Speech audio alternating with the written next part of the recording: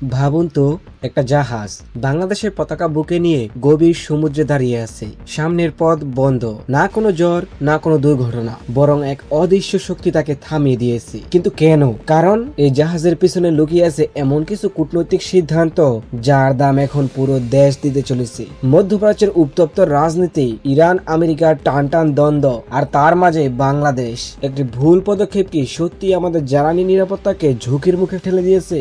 Hormuz প্রণালী, যেখান দিয়ে চলে বিশ্বের সবচেয়ে গুরুত্বপূর্ণ তেলের রুট, সেখানে যদি বন্ধ হয়ে যায় বাংলাদেশের পথ, তাহলে কি হবে আমাদের ভবিষ্যৎ? এটা কি শুধু একটা জাহাজ আটকে পড়ার গল্প, নাকি এর পেছনে লুকিয়ে আছে আরো বড় কোনো সংকেত? আজকের ভিডিওতে আমরা খুলে বলবো সেই অজানা ও অস্বস্তিকর সত্য, যা হয়তো আপনাকে নতুন করে ভাবতে বাধ্য করবে। আন্তর্জাতিক ভূরাজনীতি কোনো সরল সমীকরণ নয়। কিছু কথা তেতো হলেও সত্য।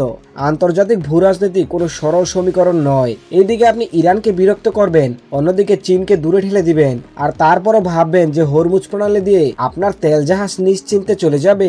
বাস্তব দুনিয়া এতটাও সহজ নয়। বাংলাদেশ এখন সেই কঠিন বাস্তবতার মুখোমুখি। মধ্যপ্রাচ্যের উত্তপ্ত রাজনীতি এবং ইরান ও যুক্তরাষ্ট্রের টানাপোড়েনের প্রভাব এবার সরাসরি এসে পড়েছে বাংলাদেশের অর্থনীতি ও জ্বালানি নিরাপত্তার উপর।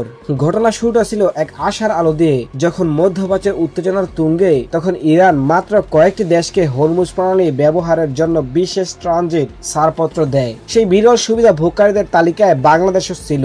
শুধু তাই নয়, ইরানের প্রকাশ্যে বাংলাদেশকে তাদের ঘনিষ্ঠ বন্ধু বলেও উল্লেখ করেছিল।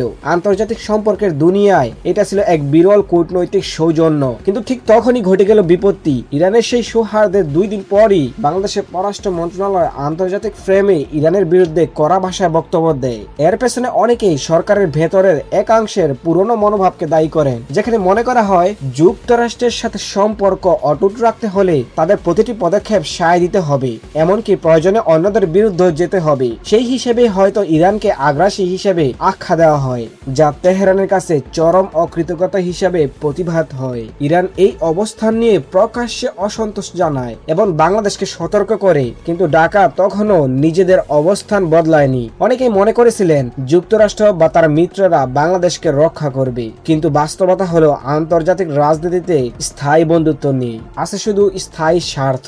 এরই মধ্যে বাংলাদেশের শিপিং কর্পোরেশনের একটি গুরুত্বপূর্ণ জাহাজ বাংলার জয়যাত্রা হরমুজ প্রণালীতে বিপাকে পড়ে। মধ্যপ্রাচ্যের উত্তেজনার কারণে জাহাজটি প্রায় 40 দিন আটকে থাকার পর অবশেষে যাত্রা শুরু করলেও হরমুজ প্রণালী কাছে পৌঁছে ইরান তার ট্রানজিট ক্লিয়ারেন্স বাতিল করে। আরো উদ্বেগজনক হলো, হরমুজ কর্তৃপক্ষ জানিয়ে দেয় বাংলাদেশ যদি তার অবস্থান না বদলায়, তাহলে ভবিষ্যতে বাংলাদেশের বাণিজ্যিক জাহাজকে শত্রু জাহাজ হিসেবে বিবেচনা করা হতে পারে। এই একটি সতর্কই বোঝায় পরিস্থিতি কতটা গুরুতর। আন্তর্জাতিক নৌ আইনে কোনো বাণিজ্যিক জাহাজকে শত্রু হিসেবে চিহ্নিত করা মানে তাকে আটক করা, এমনকি সামরিক হুমকির মুখে পড়ার ঝুঁকি তৈরি হওয়া। একটি সার্বভৌমত্ব দেশের জন্য এটি একটি নিঃসন্দেহে বড় অপমান। বিশ্ব রাজনীতির প্রেক্ষাপটও এখন বদলে গেছে। যুক্তরাষ্ট্র ও ইরানের দ্বন্দ্বের মাঝে নতুন এক বহুমেরু বিশ্ব ব্যবস্থা গড়ে উঠেছে, যেখানে চীন, রাশিয়া এবং আঞ্চলিক শক্তিগুলোর ভূমিকা বাড়ছে। কিন্তু বাংলাদেশ এখনো যেন পুরনো বাস্তবতার মধ্যে আটকে আছে। অনেকেই বলছে হাজার হাজার মাইল দূরে থাকা কোনো শক্তি বাংলাদেশের জ্বালানি নিরাপত্তার নিশ্চয়তা দিতে পারবে না। হরমুজ প্রণালী বন্ধ হয়ে গেলে এর ধাক্কা সরাসরি বাংলাদেশের অর্থনীতিতে লাগবে। বিশেষজ্ঞরা সতর্ক করেছেন, বাংলাদেশের জ্বালানি আমদানি বড় অংশই হরমুজ প্রণালীর উপর নির্ভরশীল। ইতিমধ্যে এই রুটে নির্ধারিত কয়েকটি চালান বাতিল হয়েছে বলে জানা যাচ্ছে। যদি এই পরিস্থিতি দীর্ঘস্থায়ী হয়, তবে জ্বালানি সংকট দেখা দেবে, উৎপাদন কমবে, আর নিত্য প্রয়োজনীয় পণ্যের দাম হু হু করে বাড়বে। এই সংকট শুধু কূটনৈতিক ব্যর্থতার নয়, বরং জাতীয় স্বার্থ রক্ষার এক বড় পরীক্ষা। আন্তর্জাতিক সম্পর্ক কেবল শক্তিশালী দেশের দিকে ঝুঁকে থাকার খেলা নয়, এটি ভারসাম্য রক্ষার শিল্প। বর্তমান পরিস্থিতি প্রমাণ করেছে কোনো একটি শক্তির উপর অন্ধ নির্ভরতা বিপদ ডেকে আনতে পারে। এখন প্রশ্ন হলো, এই পরিস্থিতি থেকে উত্তরণের উপায় কি? অনেকের মতে বাংলাদেশকে দ্রুত কূটনৈতিক সংলাপে ফিরতে হবে এবং সরাসরি আলোচনার মাধ্যমে উত্তেজনা কমানোর চেষ্টা করতে হবে। দেরি হলে এর প্রভাব শুধু জ্বালানি খাতে নয়, গোটা অর্থনীতিতেই ছড়িয়ে পড়বে। শেষ পর্যন্ত এই ঘটনা দেখাচ্ছে আন্তর্জাতিক রাজনীতি কোনো আবেগের খেলা নয়, এটি কঠিন বাস্তবতার লড়াই। আর সেই বাস্তবতাকে উপেক্ষা করলে তার মূল্য চুকাতে হবে পুরো জাতিকে।